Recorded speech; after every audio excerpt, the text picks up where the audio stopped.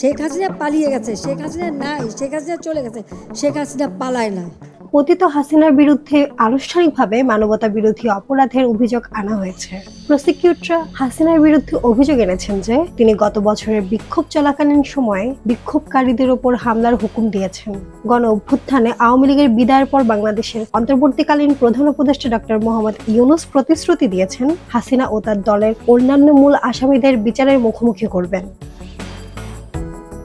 জামজুমের উপস্থাপনায় আল জাজিরার inside story অনুষ্ঠানে অতিথি ছিলেন বাংলাদেশ বিষয়ে বিশেষজ্ঞ ও স্বাধীন দক্ষিণ এশিয়ার গবেষক আব্বাস ফাইজ, ওপি জিন্দাল গ্লোবাল বিশ্ববিদ্যালয়ের অধ্যাপক শ্রীরাধা দত্ত এবং বাংলাদেশ জাতীয়তাবাদী দলের বিএনপি কেন্দ্রীয় নির্বাহী কমিটির আন্তর্জাতিক বিষয়ক সহ সম্পাদক ও সাবেক সংসদ সদস্য রুমিন ফারহানা।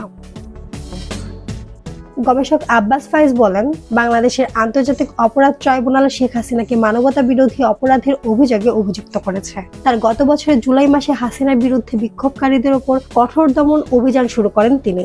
জাতিসংঘের মতে সেই সময় প্রায় 1400 মানুষ নিহত হয়েছে। শেখ হাসিনার শাসনামলে যত অবিচার ও নির্যাতন হয়েছে তার সবই বিচারের অন্তর্ভুক্ত করা উচিত। সেই সঙ্গে হাসিনা সহ সব অপরাধীদের কঠিন বিচার হওয়া উচিত, তবে সবই হতে হবে আন্তর্জাতিক আইন অনুসরণ করে।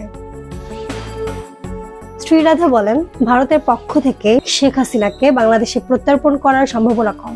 যদিও দুই দেশের মধ্যে একটি প্রত্যর্পণ চুক্তি রয়েছে, তবুও ভারত রাজনৈতিক বাস্তবতা বিবেচনায় সিদ্ধান্ত নিতে পারে। ভারতের দৃষ্টিতে বাংলাদেশে একটি নিরপেক্ষ বিচার প্রক্রিয়া চলছে না এবং পরিস্থিতি পক্ষপাতদুষ্ট ও এই যুক্তিতেই তারা প্রত্যর্পণ থেকে বিরত থাকতে পারে।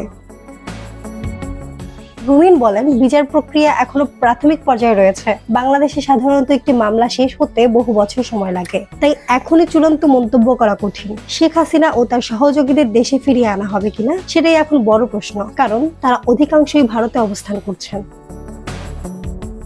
বিশ্লেষকদের মতে, শেখ হাসিনাকে দেশে ফিরিয়ে এনে বিচার করার প্রক্রিয়া কেবল রাজনৈতিক বা কূটনৈতিক বিষয় নয়, এটি একটি আন্তর্জাতিক আইনগত ও মানবাধিকারের বিষয়েও পরিণত হয়েছে। মাহমুদ আঞ্জুম বৃষ্টি, ডেস্ক রিপোর্ট, কথা কম।